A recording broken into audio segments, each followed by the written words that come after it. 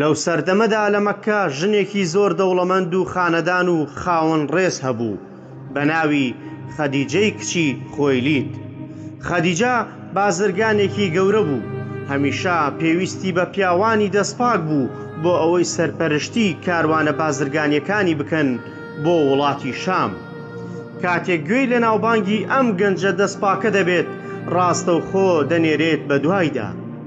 خەدیجە پێشنیاری بۆ موحەممەد کرد کە سەرپەرشتی کاروانێکی بازرگانی بکات بەرەو شام، لە بەرامبەردا پارەیەکی زۆر زیاتری پێدەدات لەو پیاوانەی کە پێشتر کاریان بۆ کردووە.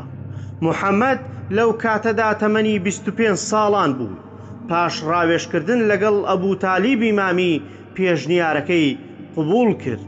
کاروانەکە بەڕێکەوت. خەدیجە خزمەتکارێکی تایبەتی خۆی کە ناوی مەیسەرە بوو ناردی لەگەڵ موحەممەد بۆ ئەوەی چاودێری بکات و یارمەتی بدات. لە ماوەی ئەم گەشتە دوور و درێژەدا بۆ شام مەیسەرە شتی زۆر سەیری لە موحەممەد دەبینی. ئەو بینی کە ئەم گەنجە چەند بەڕێزە، هەرگیز وشەی ناشرین بەکار ناهێنێت، هەرگیز درۆ ناکات لە کڕین و فرۆشتندا. و پاشان لە بازاڕەکانی شامدا موحەممەد بەو پەڕی زیرەکی و دەستپاکی مامەڵەی دەکرد بە جۆرێک کە کاروانەکە قازانجێکی بێوێنەی کرد و کە پێشتر خەدیجە قازانجی وای نەبینی بوو.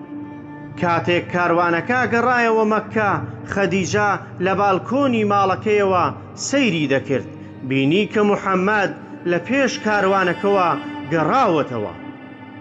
مەیسەرە چوو بۆ لای خەدیجە و هەموو ئەو ڕووداوانەی گێڕایەوە کە لە کاتی گەشتەکەیدا بینی بووی.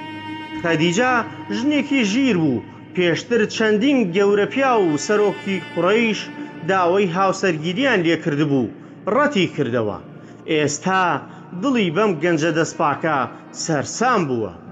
بڕیارێکی گەورەیدا. خۆی هاوڕێیەکی نارد بە ناوی نەفسیە بۆ ئەوەی پێشنیاری هاوسەرگیری بخاتە بەردەم موحەممەد. کاتێک پێشنیارەکە گەیشتە موحەممەد، دیسانەوە ڕاوێژی بە مامەکانی کرد و ئەوانیش زۆر دڵخۆش بوون، چونکە خەدیجە باشترین و بەڕێزترین ژنی مەککە بوو.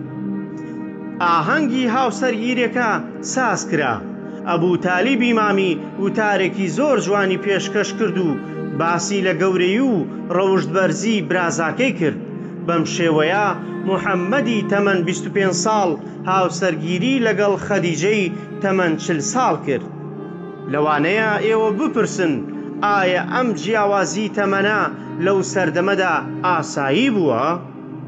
بەڵێ، بە تەواوی ئاسایی بوو. لە کۆمەڵگەی ئەو کاتەی عەرەبدا پێگە و کۆمەڵایەتی و ڕەوشتبەرزی زۆر گرنگتر بووە لە تەمەن.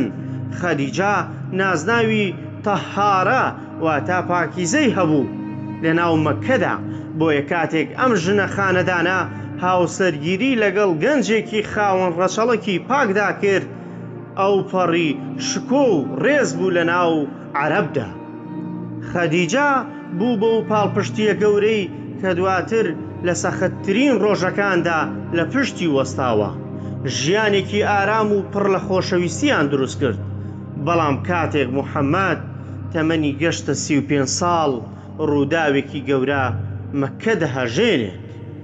لافاوێک کەعبە دەڕوخێنێت و خەریکە شەڕێکی گەورە لە نێوان هۆزەکاندا دروست دەبێت.